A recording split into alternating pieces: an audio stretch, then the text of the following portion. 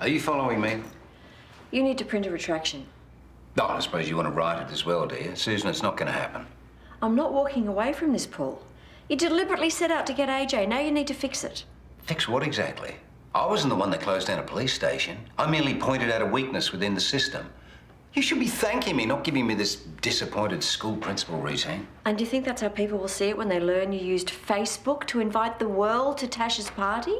No, they will see that the police response was way too slow. That's the issue. No, Paul, the issue here is you jeopardised the whole street for your own petty revenge.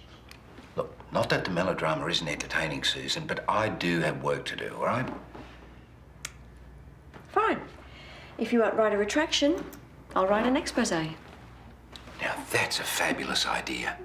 Yeah, and you could use a photocopier to publish it, and you could sell it to all your friends for 10 cents a copy. Look, if you want to make a fool of yourself, Susan, you go right ahead.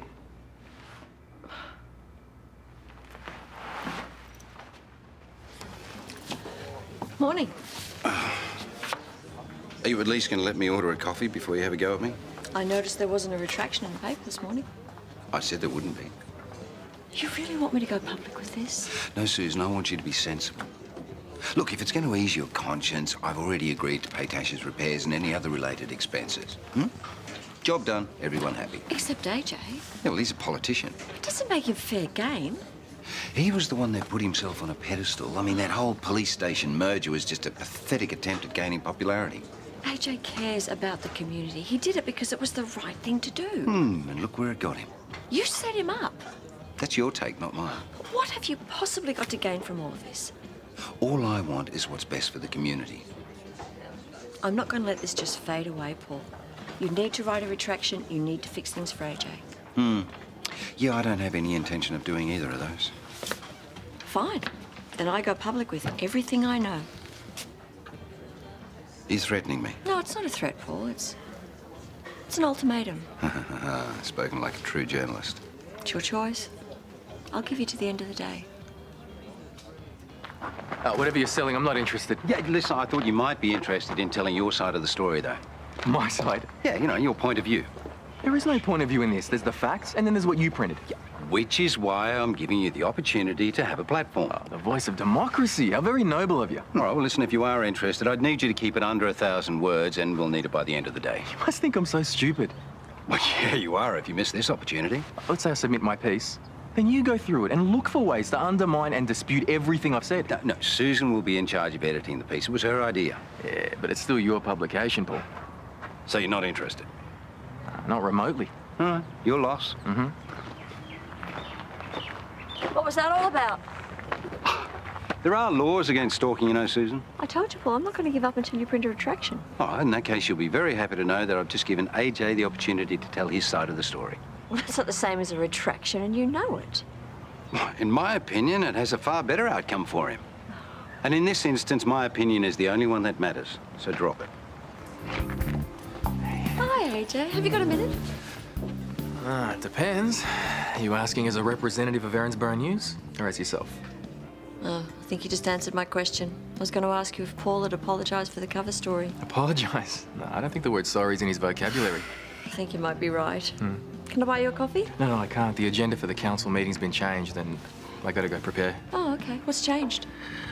Well, the first item on the agenda is whether or not I should be allowed to serve out my term. Oh, AJ, I'm so sorry. I know this is going to sound pretty thin given who I work for, but there are a lot of people on your side who know just how much you care about the community. Yeah, I don't suppose one of them owns their own newspaper too. Well, sadly, no. No? Oh, well, you know what they say. People get the government they deserve. Well, don't give up, please. Just hang in there. I gotta go. Okay. Good luck. Thanks. Honestly, sometimes I wonder why I bother giving my staff desks. Time's up, Paul. I need your decision. What are you going to do about that retraction? Nothing. Fine. Then there's my article. An exclusive. An expose on how a man abused the power of his position to pursue his own vendetta. I warned you, Paul. I gave you the opportunity to put things right. Now I'm going public with it. All of it. I thought you cared about the newspaper. I do. Which is why I can't let you use it to destroy an innocent man's reputation. Well, you know, I hate to rain on your Erin Brockovich moment, but you're forgetting one small but very significant point. I own the Erinsborough News.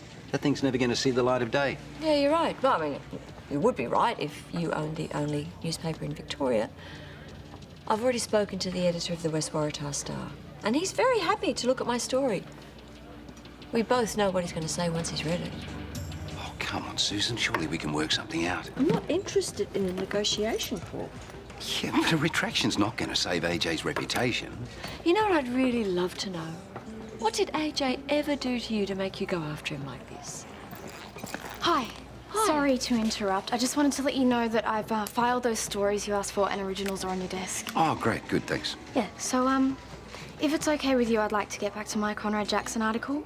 I know you don't think it's right for the paper, but I've got some spare time to work on it, and I just want to see where it goes, you know? Yeah, actually, Summer, there is one last thing I would like you to do. Just call that number and speak to a chap called Mark. He wants somebody to help him write up his advertorial. Don't sales usually handle that sort of thing? I want Summer to do it. She's a very important client. Okay, I'll get straight onto it. Thank you for trusting me with all of this. You did really well today, love. Thanks.